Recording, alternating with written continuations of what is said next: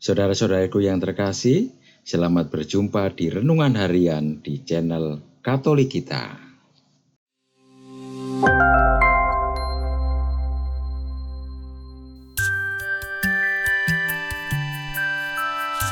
Hari ini, Minggu, 2 Februari 2025. Pesta Yesus dipersembahkan di Bait Allah. Bacaan pertama. Bacaan diambil dari Nubuat Maleaki, bab 3, ayat 1 sampai dengan 4. Beginilah firman Tuhan semesta alam. Lihat, aku menyuruh utusanku, supaya ia mempersiapkan jalan di hadapanku.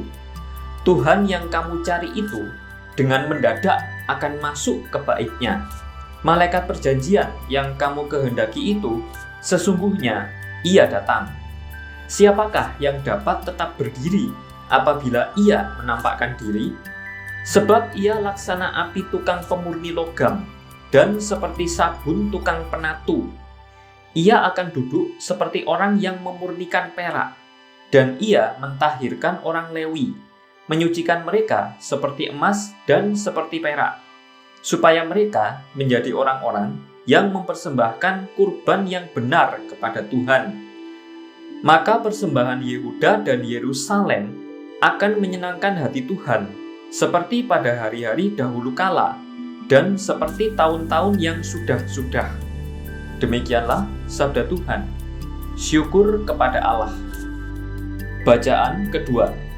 Bacaan diambil dari surat kepada orang Ibrani, bab 2, ayat 14 sampai dengan 18. Saudara-saudara, orang-orang yang dipercayakan Allah kepada Yesus adalah anak-anak dari darah dan daging.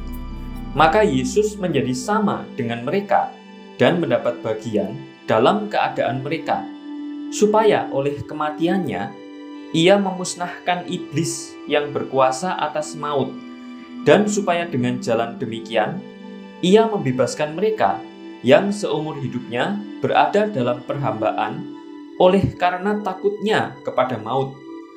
Sebab sesungguhnya bukan malaikat-malaikat yang ia kasihani, tetapi keturunan Abraham. Itulah sebabnya dalam segala hal Yesus harus disamakan dengan saudara-saudaranya, supaya ia menjadi imam agung yang menaruh belas kasihan, yang setia kepada Allah untuk mendamaikan dosa seluruh bangsa. Karena ia sendiri telah menderita karena pencobaan, maka ia dapat menolong mereka yang dicobai. Demikianlah sabda Tuhan. Syukur kepada Allah. Bacaan Injil. Bacaan diambil dari Injil Lukas, bab 2, ayat 22 sampai dengan ayat 40. Ketika tiba waktu penahiran menurut hukum Taurat Musa, Maria dan Yusuf membawa Yesus ke Yerusalem untuk menyerahkannya kepada Tuhan, seperti ada tertulis dalam hukum Tuhan. Semua anak laki-laki sulung harus dikuduskan bagi Tuhan, dan untuk mempersembahkan korban menurut apa yang difirmankan dalam hukum Tuhan, yaitu sepasang burung tekukur atau 2 ekor anak burung merpati. Adalah di Yerusalem seorang bernama Simeon. Ia seorang yang benar dan saleh, yang menantikan penghiburan bagi Israel, dan Roh Kudus ada atasnya. Kepadanya telah dinyatakan oleh Roh Kudus bahwa ia tidak akan mati sebelum ia melihat Mesias dari Tuhan. Ia datang ke Bait Allah oleh Roh Kudus. Ketika Yesus, anak itu, dibawa masuk oleh orang tuanya untuk melakukan kepadanya apa yang ditentukan hukum Taurat, ia menyambut anak itu dan menggendongnya sambil memuji Allah, katanya, "Sekarang Tuhan, biarlah hamba-Mu ini pergi dalam damai, sesuai dengan firman-Mu. Sebab mataku telah melihat keselamatan yang datang dari-Mu, yang telah Engkau sediakan di hadapan segala bangsa, yaitu terang yang menjadi penyataanmu bagi bangsa-bangsa lain dan menjadi kemuliaan bagi umatmu Israel. Yusuf dan Maria heran akan segala sesuatu yang dikatakannya tentang Yesus. Lalu Simeon memberkati mereka dan berkata kepada Maria, ibu anak itu, "Sesungguhnya anak ini ditentukan untuk menjatuhkan atau membangkitkan banyak orang di Israel, dan untuk menjadi suatu tanda yang menimbulkan perbantahan, supaya menjadi nyata pikiran hati banyak orang. Suatu pedang akan menembus jiwamu sendiri." Ada pula seorang nabiah bernama Hana, anak Fanuel, dari suku Asher.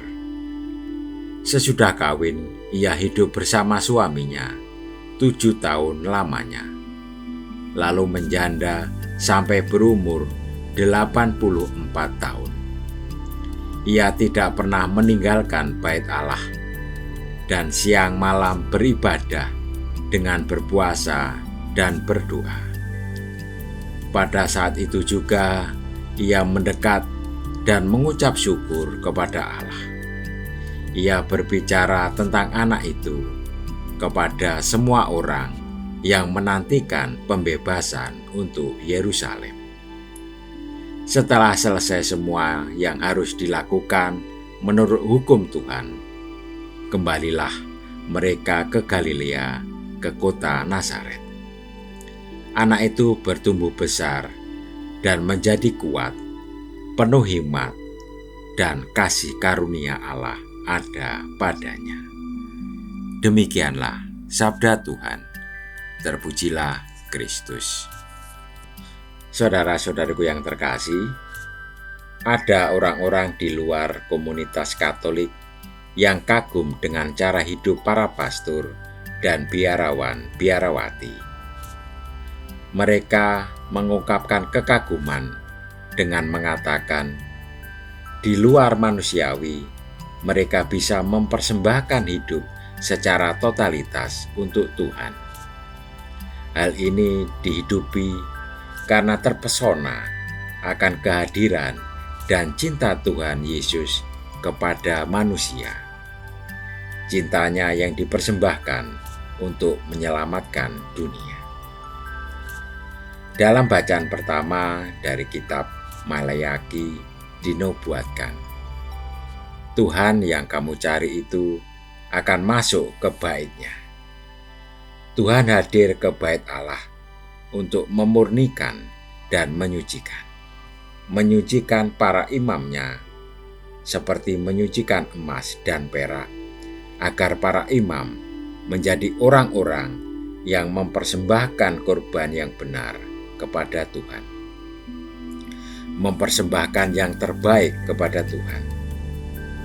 Tuhan hadir dan masuk untuk membersihkan dan menyucikan.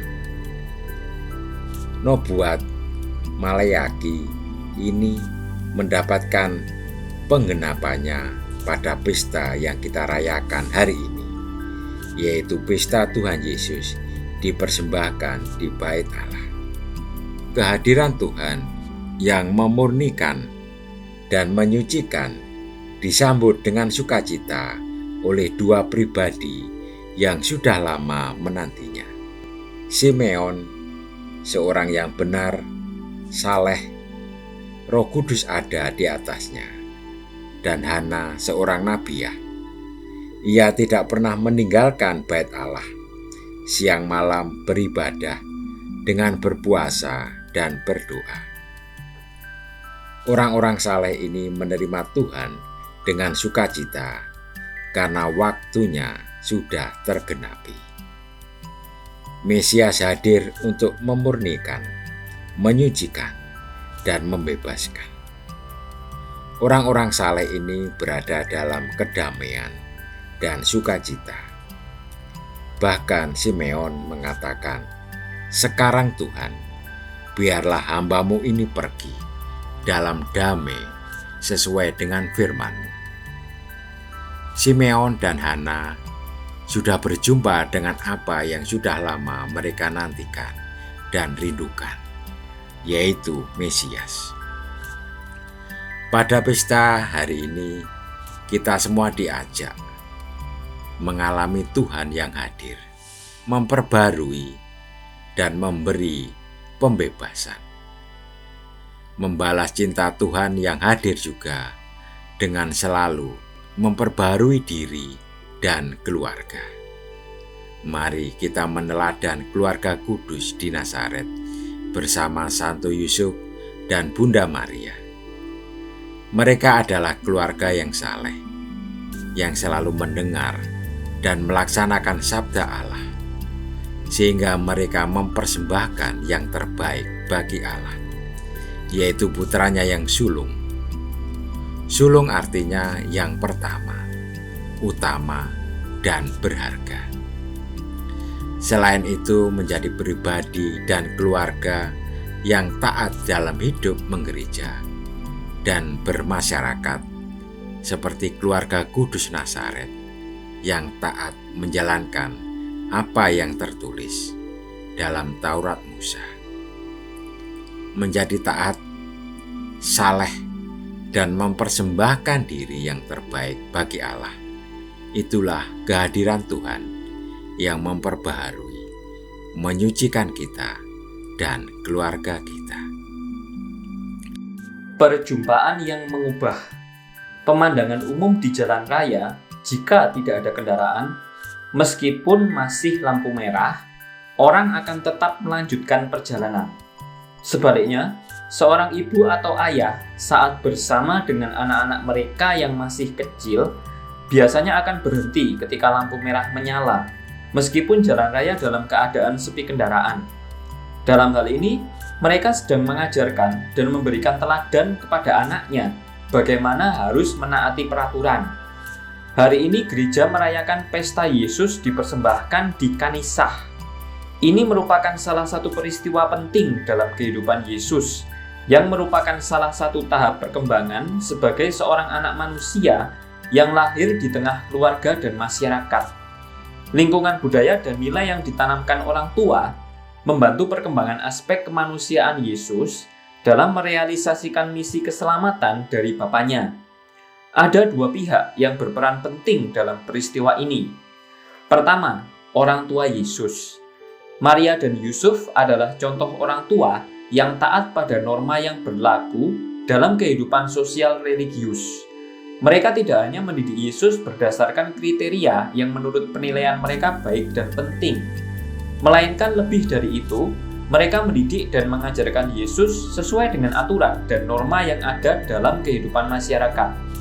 Kitab suci melukiskan, ketika genap waktu pentahiran menurut hukum Taurat Musa, Maria dan Yusuf membawa anak Yesus ke Yerusalem, seperti ada tertulis dalam hukum Tuhan, dari Lukas bab 2 ayat 22 sampai dengan 23. Hukum Musa menjadi norma yang membentuk perkembangan karakter Yesus.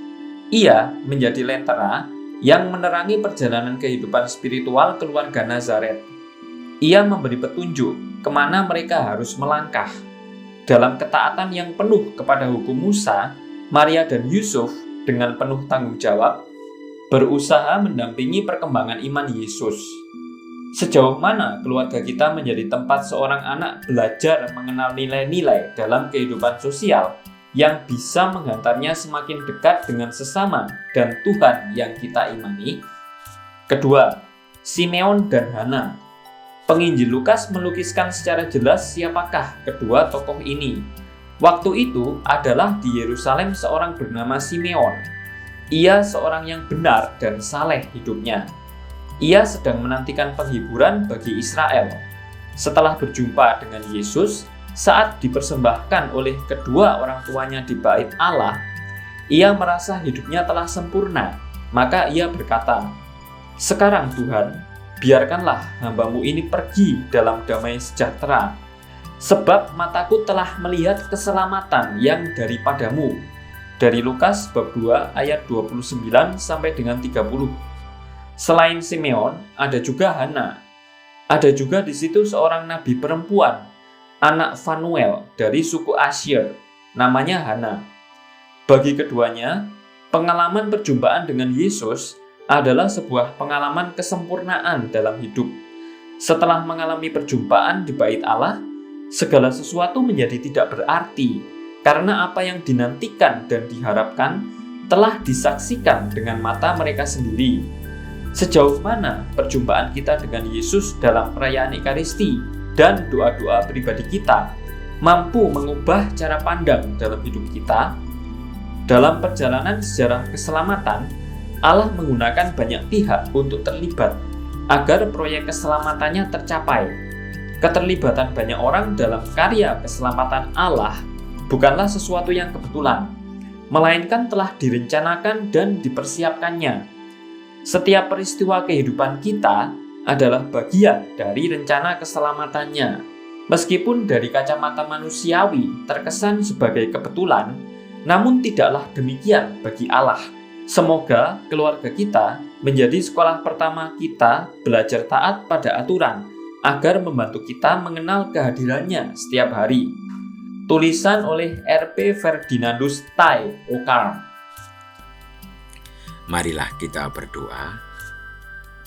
Allah yang Maha Baik, Engkau mengutus putra-Mu ke dunia untuk membebaskan kami dari berbagai belenggu kehidupan. Semoga kami setia dan taat menjalani jalan yang Ia tunjukkan kepada kami, agar kami beroleh damai sejahtera dalam nama-Mu. Amin. Saudara-saudariku yang terkasih, terima kasih atas kebersamaannya di dalam renungan harian ini. Kita akan berjumpa kembali di renungan harian berikutnya. Berkah dalam.